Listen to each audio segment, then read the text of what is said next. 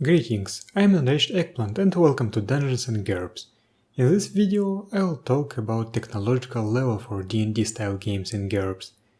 GURPS has 13 technological levels, from 0, that's Stone Age, to 12, that's Ultra-Tech Age of Miracles.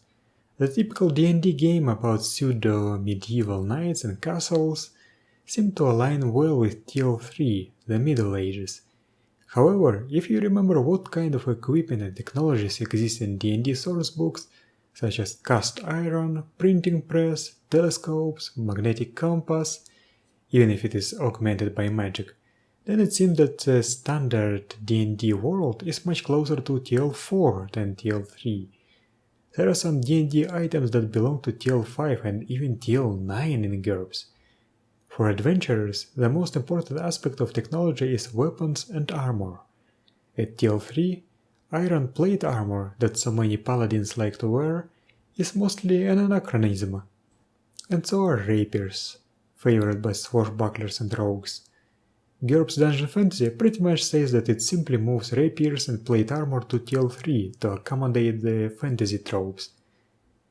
Many GMs and players alike believe that the appearance of personal firearms is where the medieval age ends, even though some firearms actually predate plate armor.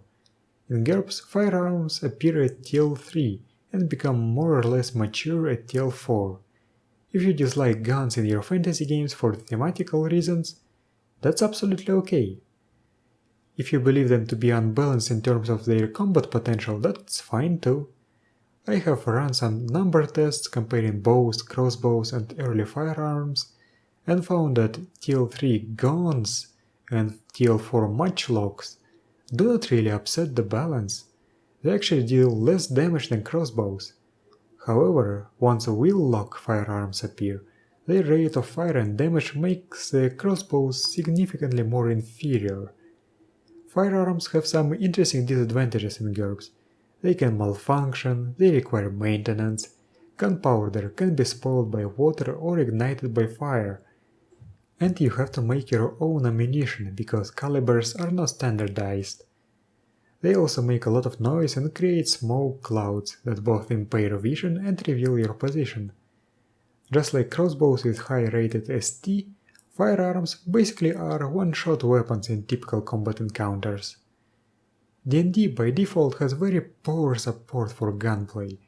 Pathfinder expanded the firearms rules and introduced the Gunslinger class, but the guns still were very lame. I've seen several third-party supplements that tried to tackle this problem, but none of them did a good job.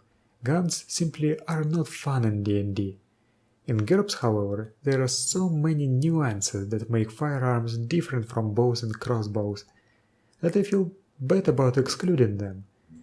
I still want to make TL4 guns rare in my games, so I arbitrarily increase their prices by at least 100%, sometimes more, and lower their damage just a little bit. TL3 guns are allowed without any changes whatsoever. However, I have played in straight up TL4 fantasy games with guns, and that was so fun. So don't be afraid to try new things, maybe you'll like them more. I'm even thinking about adding clockwork spring-powered dart throwers to my games as an alternative. But in any case, that's all for today, and I'll see you in the next one.